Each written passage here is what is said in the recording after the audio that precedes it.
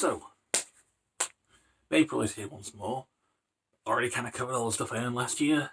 Haven't picked up anything new since, not for lack of trying.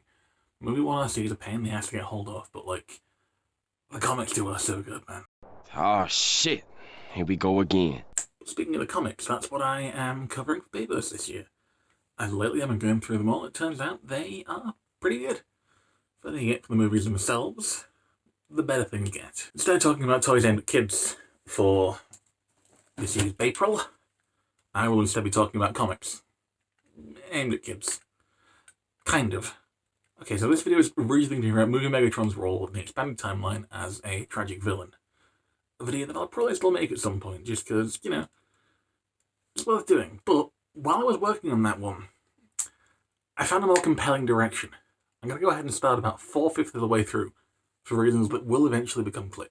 So, one of the many things not explored in Transformers 4 Age of Extinction is Galvatron's identity. Now, it's fair to say that he possesses Megatron's spark, given that he does Megatron thing. But from his perspective, is he Megatron? The mind is his, but the body isn't. Put yourself in his position. You died a violent death. An unknown length of time later, you wake up in a brand new body. It's made from the remains of an altered number of humans who were melted down and reconstituted into something roughly human-shaped. It moves like a human body should sometimes, but something as natural as sitting down now means disassembling itself like a Lego set into its component part and rebuilding itself into a sitting position. Your body is not your body, and everyone calls you a name that you don't answer to. So, back to pre-war Cybertron. You know, again, we're doing the prequel comics now. Megatron's the leader of the warrior caste, and he finds an ancient stone tablet and comes under the sway of an imprisoned god. Yeah, put a pin in that one. I've got another video in the works about the cosmic horror of the Bayverse. At this point, Megatron turns into a starship capable of interstellar travel. It looks like this. Then the first movie happens. Shia LaBeouf runs around some, Peter Cullen gets to say some cool shit. He doesn't say I'm going to turn into a truck now, much to the disappointment of fans everywhere. And Megatron dies, and his body is dropped in the ocean. And then a lot of other things happen, and none of that's relevant here. From Megatron's perspective, all of a sudden he's alive again at the bottom of the ocean in a body that's only somewhat his own. He's been repaired using a dead construction vehicle and revived with a tiny piece of the Allspark. And while his body is familiar, it's still different. He can still fly technically, but he's no longer a spaceship, he's a tank. A mode that he only seems to assume when absolutely necessary, given that his total screen time is less than a minute. And then the climax of the film, Prime beats him. He retreats to lick his wounds. The comics actually did a better version of that, with like... God, the comics are proof that the movies are overcooked.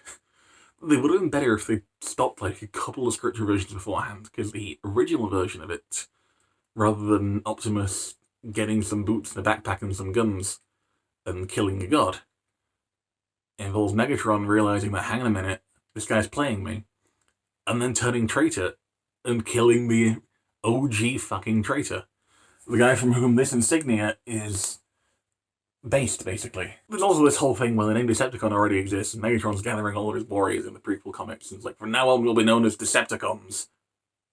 I know it sounds evil, don't worry about it. So anyway, Fallen's defeated, Megatron kinda got his ass kicked, and he retreats to lick his wounds. Movie 3, he turns into a truck, which makes for kind of an interesting character beat, because, well, it would make for an interesting character beat if the movies actually cared about character beats. They take up a lot of room better used by 50 kilometers. Look like the guy who runs my falafel stand. Okay, thank you very much. I know you from somewhere. Okay, it just said in my script there, literally any fucking clip. Any clip. Hold on. There. Just fucking anything. I don't know what I put there. You'll see.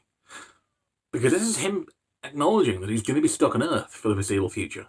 And he's doing the bare minimum to actually blend in should the need ever arise. And of course, he had a better plan than any other character in the movie universe for staying incognito.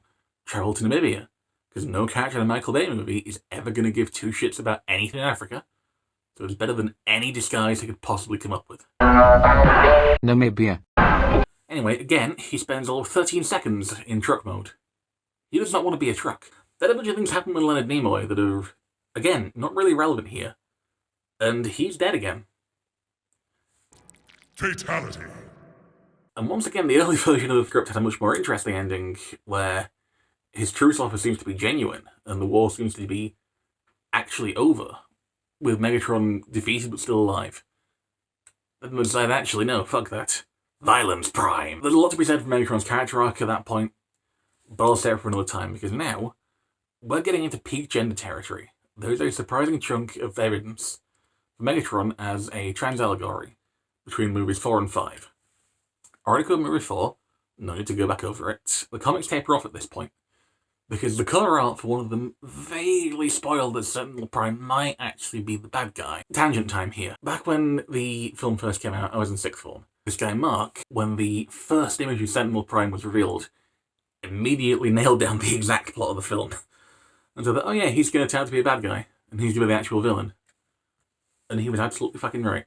And that, bearing in mind, is based on this image and this image alone from, I believe, Empire magazine. Could be wrong on that. Not going to double check. Yeah, Michael Bay got kind of pissed that they gave away the big twist that everyone kind of saw coming anyway, and said no more comics. And then, between movies 4 and 5, we have a 10-page webcomic about riding the Dinobots. You know, that thing that barely happened in the film.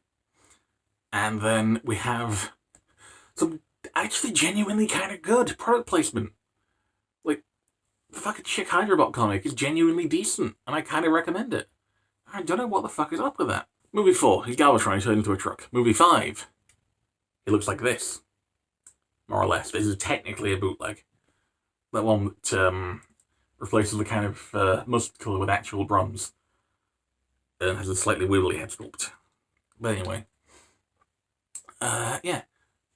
He's back calling himself Megatron. He's in a brand new body, and for the first time, it's a body of his own choosing. And without anyone else to tell him who he is, he finally chooses his own authentic self.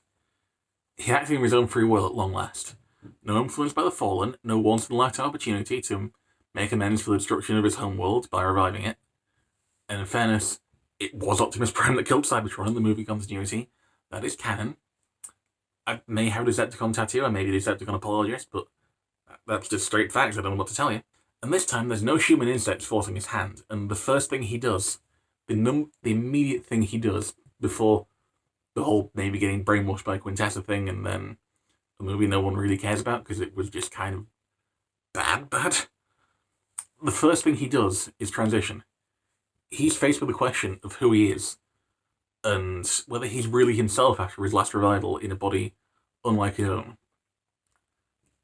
And he chooses to reformat himself. When asked for the question of who he is, he provides definite, concrete answer. I am the Dominator. I am the Destroyer. I